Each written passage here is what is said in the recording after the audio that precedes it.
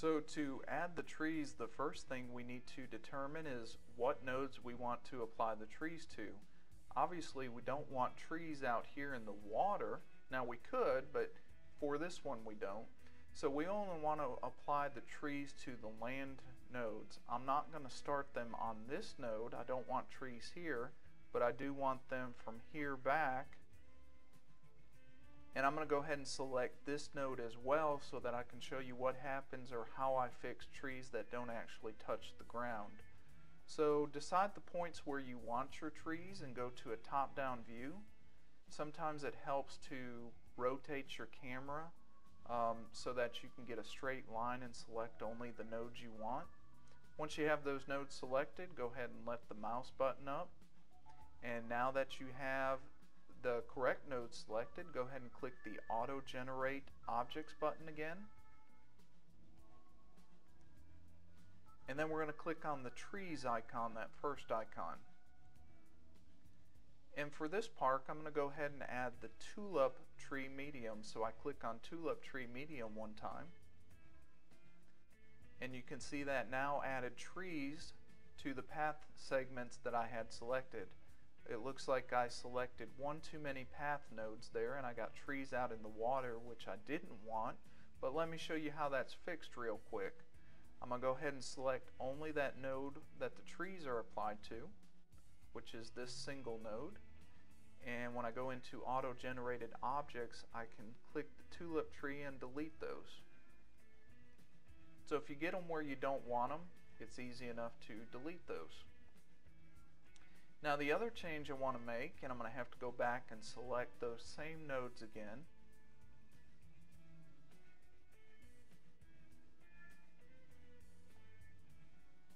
is I want to change the tree separation. There's too many trees for my liking, so I'm going to go ahead and change the distance to 90. And the same thing on the second set of groups, I'm going to change it to 90.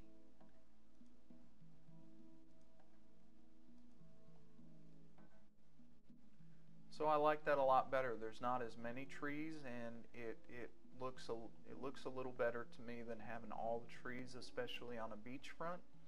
So here's an example where the tree doesn't actually touch the ground, and there's a few different ways to fix that. One, you could select the node that the tree applies to, which I believe would be this node, and turn the trees off. Or if you only have one or two in this case, another solution would be to select that node, go into the auto-generated properties again, and move the separation of that tree so that it's actually on the path. So that's a second fix.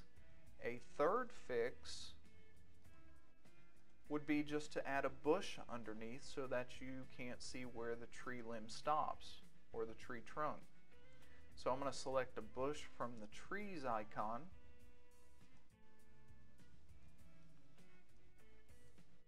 and again using Shift and Control I'm modifying the shape of this, and because I have Snap to Grid turned on, I can't get it placed exactly where I want to, so I go up here and turn off Snap, and I can place that bush right underneath the tree now. And I'll do the same thing on this other side.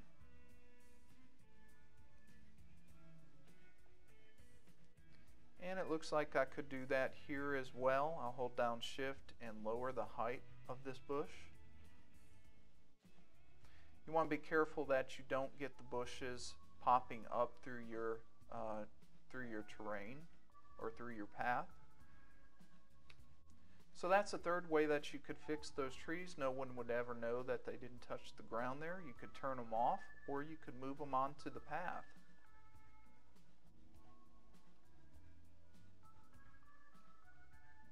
Okay, so we're going to move on to actually putting extended paths out into the water and adding some flat rides now. And just a thought before we put those extensions out into the water, let's go ahead and retexture our main path. So we're going to select number 3, wood and metal in the materials, number 3, wood and metal, And then we're going to select the painted gray wood texture. And again, our icon turns into the rainbow icon, and we click on the path.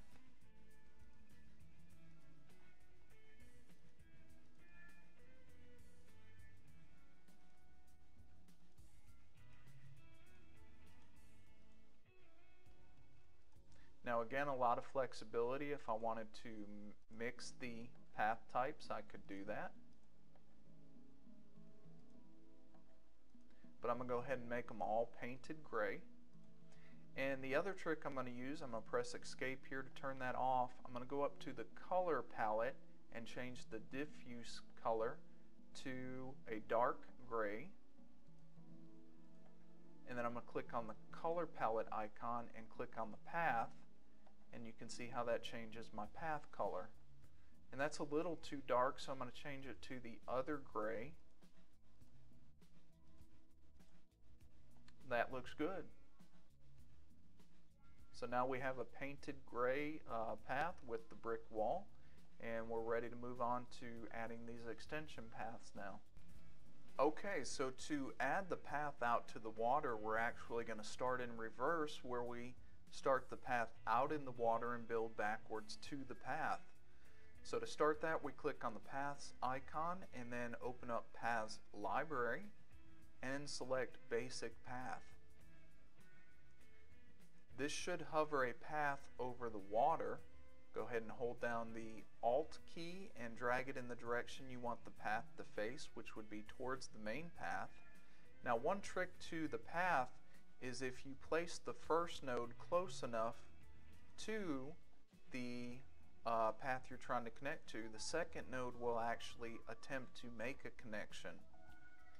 We don't want to do that in this case. We want to place the first node further out so that an auto connection isn't made. So place your first node somewhere out here. Okay, so with your first node somewhere out here in the water, you'll notice one thing is it doesn't have supports underneath, and the way we're going to fix that is to select the last node on that path, hold the Shift key and move the node up just a bit and then lower it back down. And that will put the supports underneath that path for me. Now let's go ahead and with the last node selected, open up the Properties button again, and we're going to click on Build. Now your path may or may not connect depending upon how close you had it. If I lengthen this, it will try to connect, and I almost like that except for the light being in the way of the path, so I'm going to reduce that back here, reduce the length, and then I'm going to click Build. And you notice now it tries to auto connect for me. I'm not going to let that happen. I'm going to press Escape, and instead I'm going to, with this last node selected, hold down the Control key and drag it closer to the path. Now again, I didn't want the light in my path, so I'm going to drag this back and I'm going to snap the mouse to the path and then move it slowly so that I'm underneath the path. Now if I hold down the Shift key, I can raise and lower the path.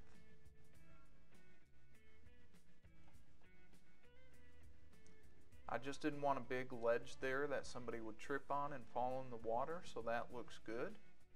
So once you have your path connected, whether you let it auto connect or you manually moved it in place using the Control and Shift functions, let's go ahead and rotate this middle node to give the path more of a bend. So I select the middle node, turn on Rotate, hold down Control, and now my path can be rotated. So now I've given it a nice shape. The other thing that I want to do here is to reduce the path width. So I go ahead and open up Path Properties again. And from there, I'm going to go ahead and come down to Road and reduce the size to 25. Actually, I'm going to make it 23. And then I'm going to select the next node, and I'm going to make that also 23. Okay, that looks good. And the other thing that I want to do is add a wall to it. So to add the wall, I already have this node selected. I bring back up Path Properties. I turn on Fence Left and Fence Right. I can either leave that railing, or I could go back and retexture it with the brick wall, which is what I'm going to do, but I'm not going to change the height. And before I turn on the retexture tool, I'm going to go ahead and make sure and do this node as well.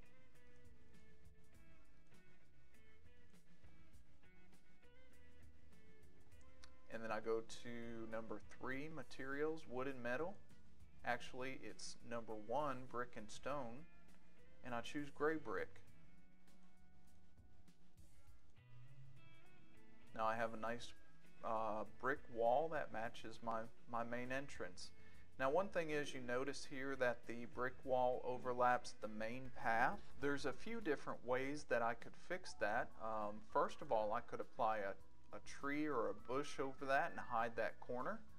Or I could move the path back a little bit, and I think that's the route I'm going to choose. So I'm going to come behind it, select that path node, make sure that I'm on move and not rotate, hold down the control key, and also I want to make sure my snap is not on, which it's not. So I'm going to hold down the control key and slowly move that path backwards.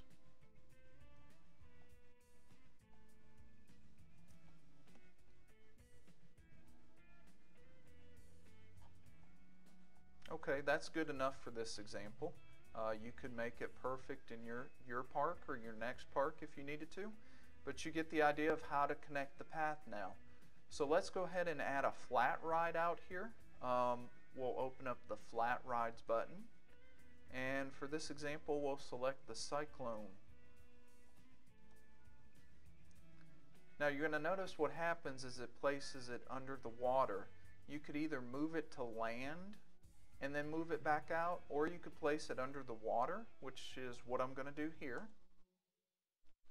And I could still select it and hold down the Shift key and move it up, or if I'm having trouble with that, I could turn the water off temporarily. Move it up, and then turn the water back on. So with the flat ride, once I have it in a general position, I'm going to hold down the control key to rotate it, the Shift key to raise and lower it, and then the mouse will just move it into place.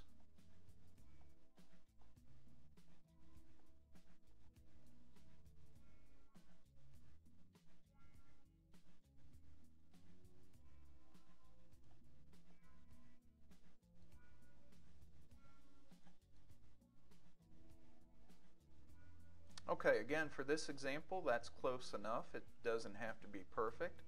Now, I could add some supports to this using the, I believe it's called Custom Scenery, Custom Object. And I could use either the squares or the cylinder shapes.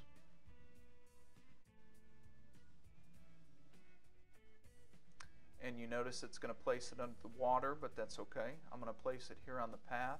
And I'm going to hold down Shift and raise it up. And then as I hold down Shift, I'll lower it below the platform and left click to place it. And you can see how it places a support out there. So you could do this multiple times and create your own types of support systems. Again, this is really a very basic example of creating some custom scenery. You could also use the squares, and then you could retexture those as well. We're going to leave it as is for right now and move on to the second path. Okay, we're going to build our second path in a similar way that we did to the first path. One thing I just thought of as well is you could actually add trees and bushes around this, and that could be a natural fence or barrier. So onto the second path, we're going to open up the path libraries and click on basic path. Again, it floats the path over the water. For this one, let's go ahead and place it close enough to the main path that it actually auto connects the second node. And we'll build. Now we need to tweak that just a little bit as there's a gap. Again, make sure we're on move and snap is off, and we only want to select the last node, and then hold down Control and slowly move it on in. Hold down Shift to raise it.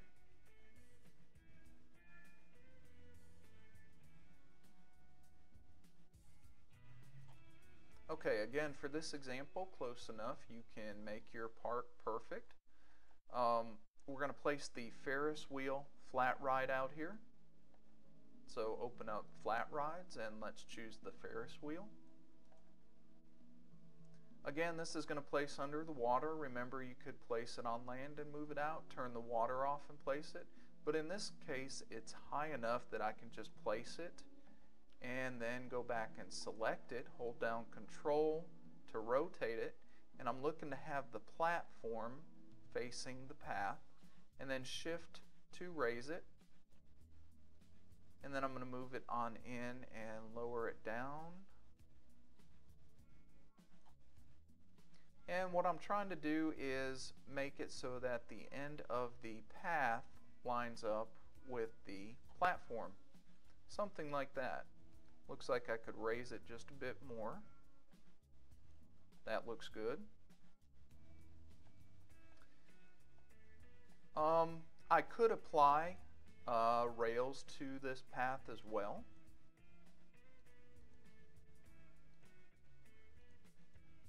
And again, we know how to fix this. I'm not going to fix it in this example in the interest of time. And using that custom scenery option, and I believe it's number 2, we could actually work with adding rails here to block this off so people couldn't get in that direction. Or again, you could add trees to create a natural barrier around there. But in this example, we're going to stop with that.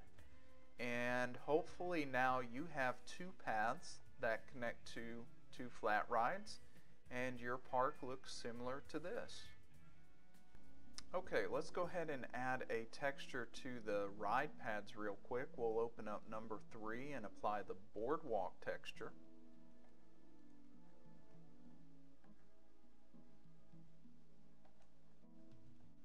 And we can probably retexture the paths that lead out to the boardwalk. Again, you can apply any textures you want.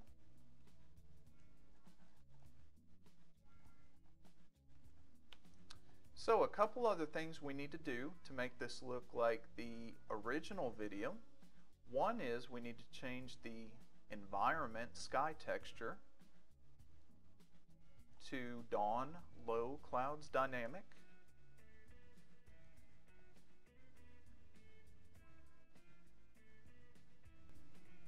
And let's see how close we got to the original picture. So that's our original picture, and this is what we have built. We did pretty good.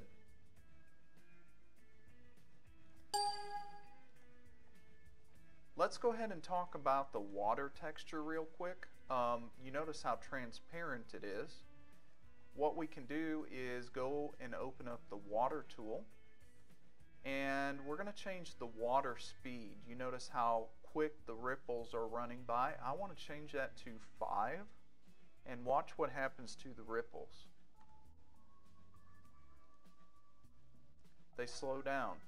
And I don't personally like all those ripples there, so I'm going to change the water scale down to 0.01 instead of 0.3. And to me that gives a more natural look. The higher you change it, the more ripples you get. So I like 0.01 there. The other thing I like to do, and this changes the transparency of the water, is to increase the refract scale.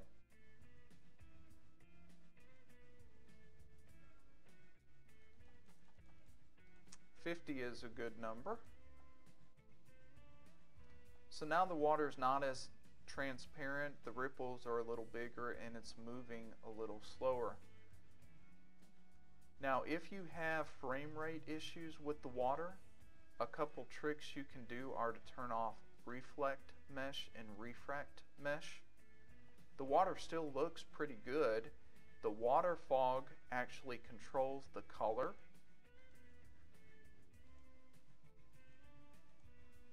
Same if I turn those back on, you'll notice around the edges the water fog actually controls what color I have there. I actually like to do a sunset type color there. So I'll define a custom color and make it an orangish, yellowish type color.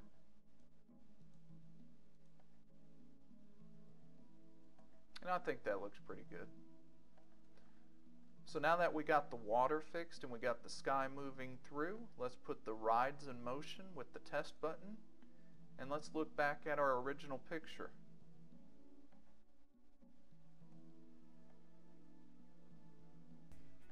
I think we got it. Let's go ahead and put in some coasters real quick. I may split this out into a second video for anyone who would like to watch.